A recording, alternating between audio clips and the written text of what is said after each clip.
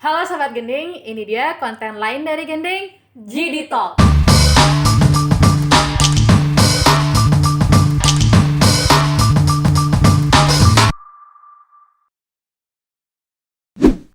Oke, jadi kita sekarang lagi syuting di mana nih, Tar? Kita syutingnya di Dharma Negara Alaya dan Pasar. Jadi keren banget Iya, ya. ini keren banget dan fasilitasnya lengkap dan dengan desain yang ini ya, menarik juga ya. Jadi spesial anak muda banget. Kita GD Talk tuh apa sih, Jul? Kita mau ngapain ini? Jadi sebenarnya GD Talk ini adalah salah satu konten kita ya, konten kita. Jadi ini adalah video kita yang pertama. Kita bakalan ngobrol-ngobrol tentang topik-topik yang lagi hype gitu, yang angkat-angkat dibicarain gitu, diskusi lah kita bilangnya, diskusi. Ya, kita kayak ngasih pendapatnya kita terhadap suatu fenomena sosial yang terjadi kayak gitu kan. Nah, sekarang nih fenomena sosial apa yang lagi terjadi? Kemarin aku sempat cek Twitter. Tapi tunggu dulu, kayak pakai Twitter nggak, Jul? Aku pakai sih, tapi kayak nggak terlalu sering lah gitu ngebuka si Twitternya ini gitu. Tapi lewat Twitter yang kayak jarang cek itu kayak nggak apa yang lagi hype? Nggak sih, kalau yang tentang Bali ini kalau nggak salah sempet ngebahas tentang bule-bule yang ngajakin buat ke Bali, yang tentang pokoknya ada konotasi negatif lah di sana gitu. Ya bener-bener, jadi kan kemarin mungkin teman-teman juga udah banyak kayak berseliweran di Instagram, abis itu banyak ada media-media yang angkat juga kalau ada bule yang seumuran sama kita deh, kayak sekitar 20-21 umurnya dia sekarang. Jadi dia tuh bikin tweetan di Twitter, of course lah bikin tweetan di Twitter. Jadi dia tuh ngeceritain pengalaman hidupnya dia dan pindah ke Bali. Tapi ceritanya dia tuh dari awal yang kayak dulu dia hidup di Amerika dan itu tuh kayak struggling banget, survive-nya kayak susah banget karena yang biaya hidupnya yang tinggi dan lain sebagainya. Habis itu dia berusaha lah mau liburan untuk melepas stresnya dia selama di Amerika, datanglah dia ke Bali. Dan taunya pas dia tinggal di Bali kayak enak banget nih tinggal di Bali, lo bisa aman, nggak ada rasis dan lain sebagainya, biayanya rendah, lebih murah. Kalau dulu di Amerika dia sewa apartemen bisa sampai 18 juta dan itu pun hitungannya apartemen yang biasa aja. Di sini tuh ya Julia, dia tuh bisa afford rumah yang kesannya tuh luxury kayak rumah pohon gitu kan, keren ya rumah pohon. Keren sih itu. Keren kan rumah pohon itu tuh cuma sekitar 5,6 juta. Bagi dia itu cuman bagi dia 5,6 juta. Beda soalnya ini ya, mata luarnya beda soalnya. Iya. Saya dibandingin 18 sama 5,6 kan jauh. Iya. Itu.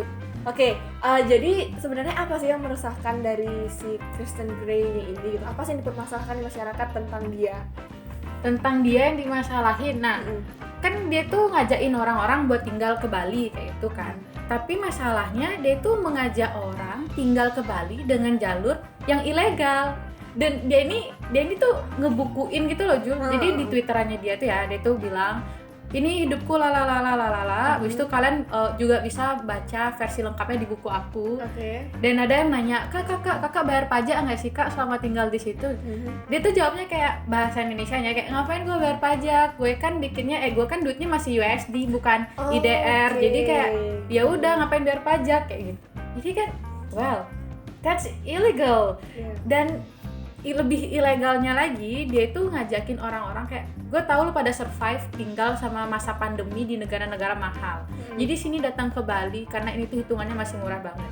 Padahal kita semua udah tahu kalau Indonesia itu lagi under restriction. Apalagi buat visa bebas kunjungan itu benar-benar masih dibatasin banget, bukan dibatasin tapi kayak dilarang gitu. Iya, benar-benar. Dan itu kayak malah ngajakin dan ngasih tahu kalau bisa kok lewat jalur shortcut atau jalan tikusnya buat pindah dari negara kalian, khususnya USA buat ke Bali.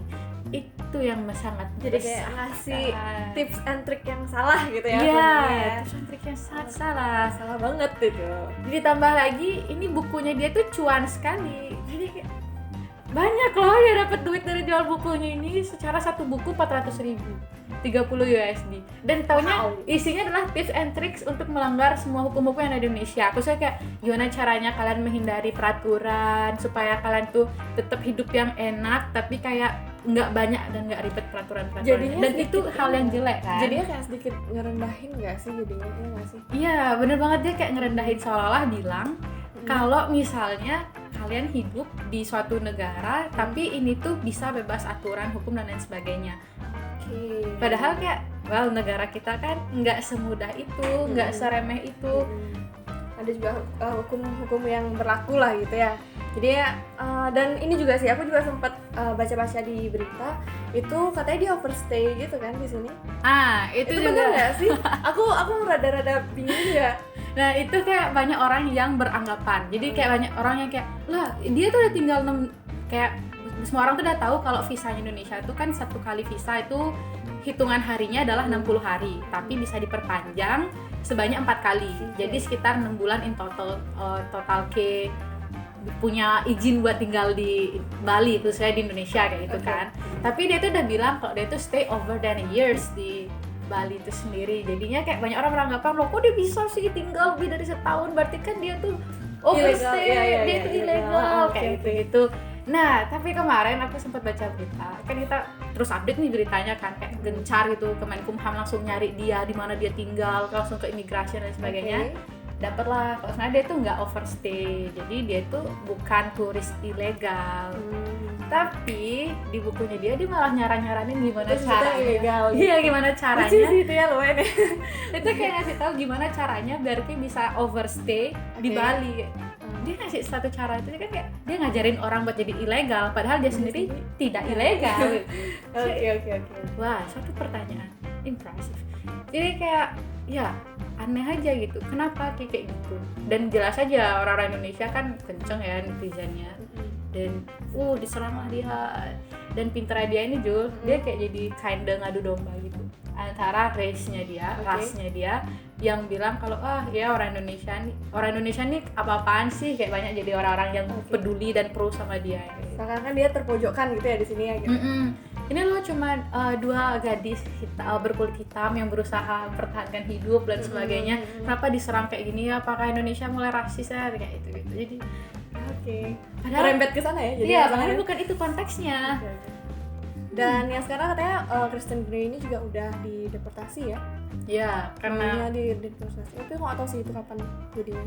Tapi kayak berita yang terbaru itu sih kayak sesegera mungkin dideportasi. Tapi mungkin waktu video kita udah upload udah di negaranya dan negaranya dia.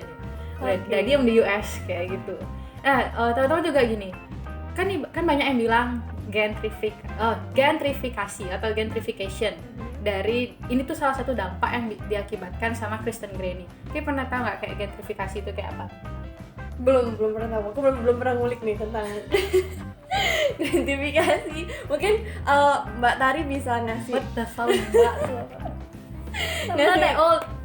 Iya, maksudnya kayak ngasih tahu aku nih gimana sih gentrifikasi ini sebenarnya.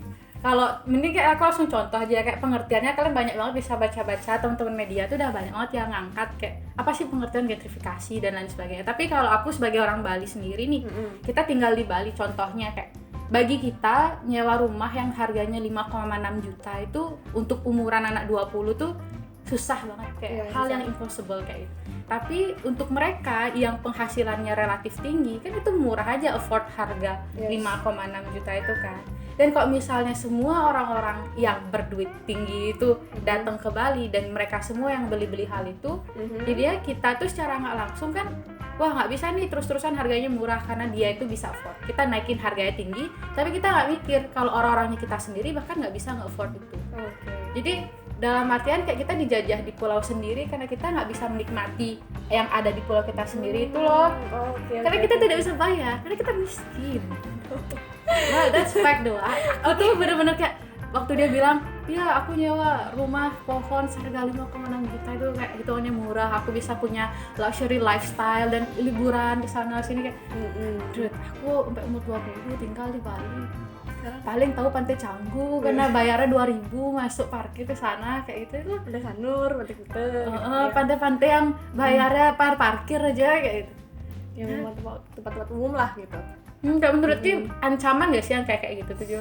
Ancaman sih kalau menurutku, karena ya jadinya kita sendiri nggak bisa ngerasain yang ada di tanah kita sendiri gitu kan. Jadi justru mereka ini yang lebih dapat ngerasain gitu.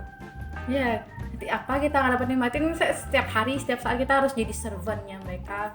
Kayak, wah, Kan kita yang punya. iya, itu ancaman banget sih teman-teman. Jadi sobat gending semua, kalau misalnya ada juga yang punya opini lain atau kayak enggak gitu pengertian gentrifikasi enggak Jul, salah pengertian kita, atau kalian mau koreksi kita kayak itu, feel free buat drop it in the comment section. Jadi kayak, ya kita emang diskusi bareng, kayak ini juga pendapat, karena juga pendapat bukan yang maksain ini paling mutlak paling benar, enggak ada kayak gitu. Oke, Ditunggu komentar kalian. tapi dari kita itu sih kayak opini kita menyikapi kayak berat banget bahasanya. Ya, opini kita terhadap fenomena sosial yang sedang terjadi saat ini tentang gentrifikasi, habis itu tentang ya seorang bule yang seumuran sama kita dan encourage others buat ngelakuin hal ilegal di tanah kita sendiri. Oke, mungkin kayak untuk sesi diskusi kali ini baru itu aja dulu. See you See you in the next video. Bye bye.